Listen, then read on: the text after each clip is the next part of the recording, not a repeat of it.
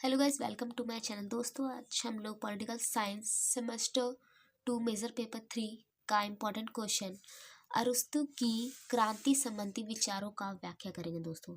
ठीक है, तो गाइस अगर आप चैनल पर नए आए हो तो प्लीज़ चैनल को सब्सक्राइब करें, वीडियो को लाइक करें, ज़्यादा शेयर करें। दोस्तों, पहले हम लोग जानेंगे अरस्तु के बारे में। ठीक है, फिर इसके कुछ 6 पॉइंट्स जानेंगे। उसके बाद हम लोग उस 6 पॉइंट्स का भी एक एक पॉइंट्स, दो दो तीन तीन पॉइंट्स एक्स्ट्रा जानेंगे। ठीक है, तो गाइस आप वीडियो को बिल्कुल भी स्किप मत करना, नहीं तो आपको कुछ भी समझ में नहीं आने वाला है। ठीक है, आपके एग्जाम के पॉइंट ऑफ व्यू से हमारा ये वीडियो बहुत ही इजी लैंग्वेज में मैं आपको बना कर दे रही हूँ। तो आइए गाइस वीडियो को शुरू करते हैं। अरस्तु के बारे में पहले जानते हैं। ठीक, अरस्तु अरस्तु जो था 384 से लेकर 322 ईसा पूर्व का एक प्राचीन ग्रीस यूनान था। ठीक है, वो अरस्तु ये एक प्रभावशाली दार्शनिक था, यानी फिलोसोफर था, वैज्ञानिक और शिक्षक भी था। ठीक है, अरस्तु ये प्लेटो के शिष्य और सिकंदर महान का गुरु था। अरस्तु इन्होंने अपने राजनीतिक विचारों का व्यवस्थित प्रसिद्ध कृति किया। ठीक है, कृति यानी ग्रंथ को लिखा, राजनीति यानी पॉलिटिकल जो हम पढ़ रहे हैं। ठीक है, अरस्तु ने एथेंस एक जगह का नाम है, वहाँ लिजियम नामक विद्यालय की स्थापना की। इन्हें तर्कशास्त्र का जनक भी माना जाता है, अरस्तु को। ठीक है, अब हम लोग क्रांति के बारे में क्या कहते हैं अरस्तु ये जानते हैं। ठीक है, क्रांति को समाज के लिए स्वाभाविक या सकारात्मक नहीं बताया अरस्तु ने। ठीक है, बल्कि राज्य की व्यवस्था में विघटन यानी टूटते हुए मानते हैं। ठीक है, विघटन यानी टूटना। ठीक है, वो मानते हैं अरस्तु। उनके अनुसार क्रांति तब होती है जब राज्य का संतुलन बिगड़ जाता है। ठीक है, अरस्तु ने क्रांति को ग्रीक शब्द से कहा है। ठीक है, जिसका अर्थ है राजनीतिक संघर्ष, विद्रोह या सत्ता परिवर्तन की कोशिश करना। ठीक है, तब होती है क्रांति। ठीक है, अरस्तु के अनुसार क्रांति के प्रमुख कारण क्या है? असमानता, इनइक्वालिटी। जब समाज में धन, सम्मान और अधिकारों का असमान की भावना पैदा होता है तब क्रांति जन्म लेती है। ठीक है, अन्याय की भावना क्या है? शासन वर्ग द्वारा जनता के साथ अन्याय करना। जो शासन कर रहा है, जो मेन है, जो हेड है, जो लीडर है, वो जनता के साथ अन्याय कर रहा है, अत्याचार कर रहा है, तब क्रांति शुरू होती है। ठीक है, जनता आक्रोश में आ जाती है। भ्रष्ट शासन व्यवस्था। ठीक है, शासनों का नैतिक पतन। ठीक है, और कानूनों का अवहेलना करना, तब क्रांति जन्म लेती है। ठीक है, मध्यम वर्ग की उपेक्षा क्या है? अरस्तु मध्यम वर्ग को राज्य की स्थिरता का आधार मानते हैं। उसके कमजोर होने से क्रांति होती है। जो मध्यम वर्ग होते हैं वो राज्य की स्थिरता बनाए रखते हैं। अगर वो कमजोर पड़ गए तो क्रांति उत्पन्न होती है। ठीक है, इसके बाद मैंने बहुत ही इजी लैंग्वेज में ये चारों पॉइंट समझा दिए। आगे भी मैं इसी तरह समझाती रहूँगी। गाइस अगर आप चैनल पर नए हो तो प्लीज़ चैनल को सब्सक्राइब बिल्कुल कीजिएगा। ठीक है, क्रांति की अवधारणा क्या है? अरस्तु के अनुसार क्रांति वह प्रक्रिया है जिसके अंतर्गत राज्य की शासन व्यवस्था, संविधान में परिवर्तन होता है, तब क्रांति पैदा होती है। ठीक है, संविधान के अंतर्गत परिवर्तन, संविधान वही रहता है किंतु सत्ता का काबिज व्यक्ति या वर्ग को बदल देता है। ठीक है, अब क्रांति के मूल कारण क्या है? अरस्तु ने क्रांति के कारणों का अत्यंत गहराई से विश्लेषण किया है। उसके अनुसार क्रांति सबसे बड़ा कारण न्याय की गलत समझ है। ठीक है, जस्टिस की गलत समझ है, तब क्रांति उत्पन्न होती है।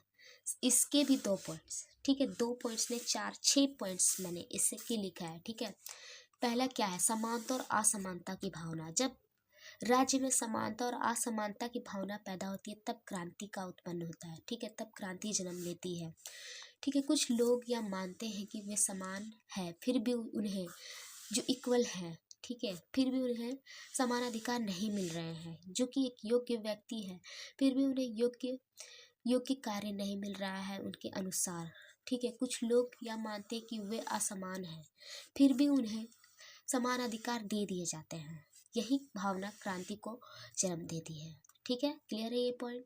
उसके बाद अन्याय और अत्याचार क्या है? जब शासन वर्ग अपने हितों की पूर्ति के लिए शासन करता है।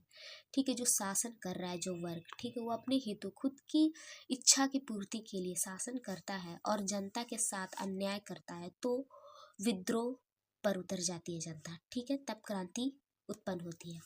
संपत्ति और असमान वितरण। अरस्तु के अनुसार जब धन कुछ गिने चुने लोगों के हाथों में सिमट जाता है और बहुसंख्यक जनता गरीबी में रहती है, जो बहुत ज़्यादा संख्या है, बहुसंख्यक जनता जो गरीब है, गरीबी में रहती है, तब समाज असंतोष की भावना पैदा होता है समाज में, ठीक है, और क्रांति उत्पन्न होती है। क्लियर। इसके बाद सम्मान और पद की लालसा। जब योग्य व्यक्तियों को शासन में उचित सम्मान या पद नहीं मिलता है तो असंतुष्ट होकर सत्ता परिवर्तन का प्रयास करता है, ठीक है, सत्ता में परिवर्तन करता है और क्रांति की भावना उत्पन्न होती है। क्लियर। भय और अविश्वास। कभी कभी शासन वर्ग जनता से भयभीत होकर, ठीक है, जो शासन कर रहा है जो वर्ग, ठीक है, जो मेन है, जो लीडर है, जो शासन कर रहा है, वो जनता से भयभीत होकर कठोर कदम उठा लेता है। उससे जनता को आक्रोश पड़ता है, जनता में जो है ना वो आक्रोश पड़ जाता है और क्रांति हो जाती है, ठीक है। उसके बाद सत्ता का दुरुपयोग और भ्रष्टाचार का भावना पैदा करना। शासन जब कानून के विरुद्ध चलने लगता है, जो शासन कर रहा है वो कानून के विरुद्ध, अपने डिसिप्लिन के विरुद्ध कार्य करने लगता है, तब शासक अपनी शक्ति का दुरुपयोग करते हैं तो राज्य में स्थिरता नष्ट हो जाता है, ठीक है।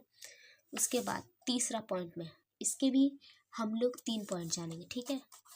विभिन्न शासन प्रणालियों में क्रांति। लोकतंत्र में अति स्वतंत्रता का होना, जन नेताओं द्वारा जनता में को भड़काना, बहुसंख्यक वर्ग द्वारा अल्पसंख्यक को शोषण करवाना, ठीक है, ये कौन करता है? ये राजनेता करते हैं, ठीक है। कुलीन तंत्र, सीमित वर्ग का प्रभुत्व होना, योग्य नागरिकों का सत्ता में भाग में न मिलना। राजतंत्र, निरंकुश शासन, उत्तराधिकारी संबंधी विवाद होना। क्रांति से बचाव के उपाय क्या है? ठीक है, अरस्तु केवल क्रांति का विश्लेषण ही नहीं करता बल्कि उससे बचने के उपाय भी सुझाव भी देते हैं, ठीक है। मध्यम वर्ग की प्रधानता। अरस्तु के अनुसार मध्यम वर्ग ना तो अत्यधिक धनी होता है, ठीक है, मध्यम वर्ग जैसे कि हम और आप में से कुछ लोग, ठीक है, जो कि मध्यम वर्ग है, मिडिल क्लास जिसे कहते हैं इंग्लिश में, और ना ही अत्यधिक गरीब होता है, ना तो ये बहुत ज़्यादा अमीर होते हैं ना तो बहुत ज़्यादा गरीब होते हैं। वो राज्य में स्थिरता बनाए रखते हैं, ठीक है। न्यायपूर्ण शासन व्यवस्था क्या है? जब शासन न्याय और नैतिकता पर आधारित होता है तो जनता का विश्वास बना रहता है, ठीक है। शिक्षा का महत्व क्या है उनके नज़र में? नागरिकों को राजनीति और नैतिक शिक्षा दी जानी चाहिए, ठीक है, जिससे वे संविधान का सम्मान कर सके। अरस्तु के विचारों का आलोचनात्मक मूल्यांकन क्या है? अब आलोचना क्या होता है ना? आलोचना यानी किसी भी व्यक्ति का कार्य या उसकी भावना के प्रति उसके गुण और दोषों को बताना, ठीक है। तो पहले गुण जानते हैं। उसने सामाजिक और आर्थिक कारणों पर बल दिया है, ठीक है। मध्यम वर्ग का महत्व आधुनिक लोकतंत्र से मेल खाता है, ये बताया है, ठीक है। किसने? अरस्तु ने। दोष के 2 पॉइंट हैं, ठीक है। उसने दास प्रथा को स्वीकार किया है, ठीक है, अरस्तु ने। स्त्रियों और दासों को राजनीतिक अधिकार नहीं दिया है, ये एक आलोचना है, ठीक है, ये एक दोष है, ठीक है।